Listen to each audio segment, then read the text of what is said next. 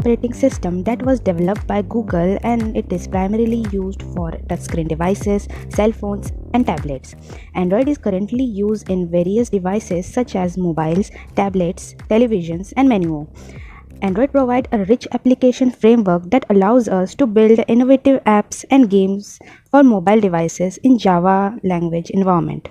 Going back to its history, Android was developed in Palo Alto, California in October 2003 by Andy Rubin, Rich Miner, Nick Sears, and Chris White.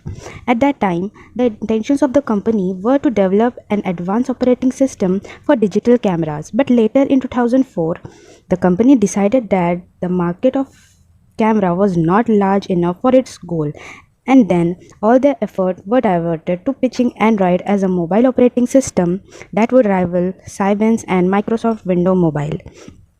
It is free and open source software, and its source code is known as Android Open Source Project, which is licensed under Apache license. From the release till now, the number of Android version came across, and the current stable version is Android 11, which is released on September 8, 2020.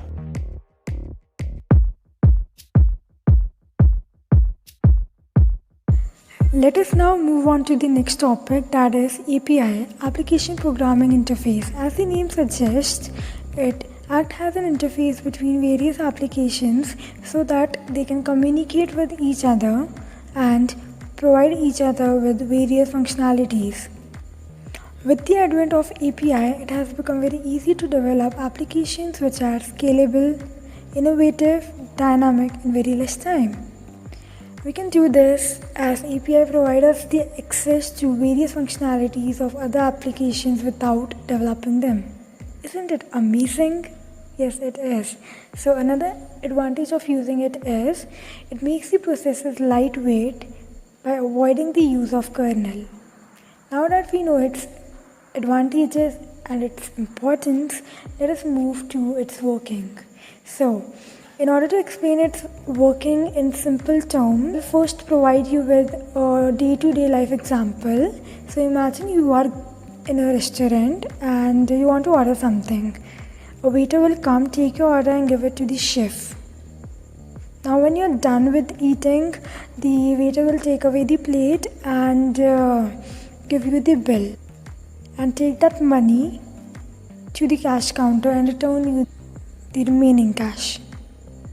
Here, you, the chef, and the cash counter act as an application, and the waiter act as a API.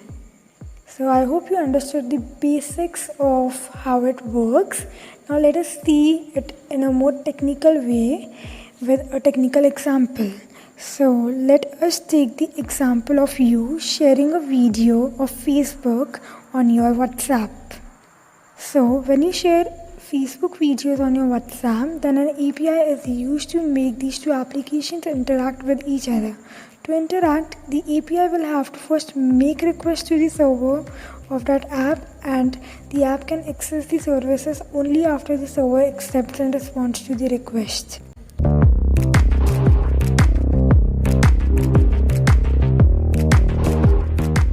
To building an Android app, first we need to create a development environment so that your desktop is ready to support your Android development goals. For that, you will need Android Studio and the NK. Thankfully, these both come packaged together in a single download that you can find here. Android Studio is an IDE that stands for Integrated Development Environment, which is essentially an interface where you can enter your code and access all the different tools necessary for development. Android Studio allows you to access libraries and APIs from the Android SDK. With all that said, keep in mind that there are other options available for Android app development. For example, Unity is a very powerful tool for cross-platform game development that also supports Android. Likewise, Visual Studio with Xamarin is an excellent combination for creating cross-platform apps. Second, we will discuss about programming language. One of the biggest decisions you will need to make as an Android developer is whether you are going to learn Kotlin or Java. Both languages are officially supported by Google and Android Studio, but they have some distinct differences. Java has been supported by Google the longest. Java is also one of the most in-demanded programming languages in the world, which make it a great choice for those who want to begin a career in development. On the other hand, Kotlin has become Google preferred choice for Android development because Kotlin application deployment is faster to compile, lightweight, and prevent applications from increasing size. Any chunk of code written in Kotlin is much smaller as compared to Java.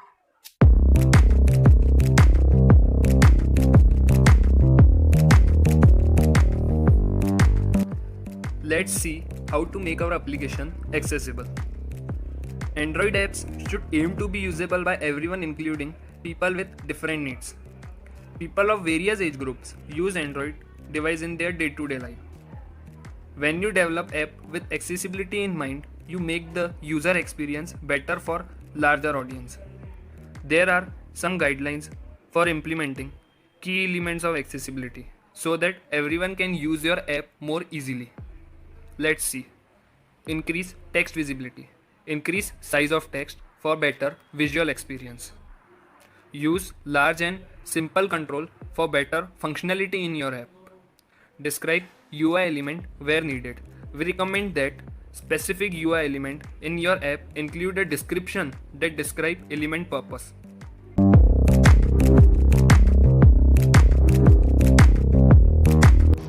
When we talk about the future, let's first analyze today's conditions. Currently, there are about 50 to 70,000 Android developers in India, making apps for a billion devices. The small and large businesses are trying to move on a digital platform, which will require a developer to design a personal experience for them.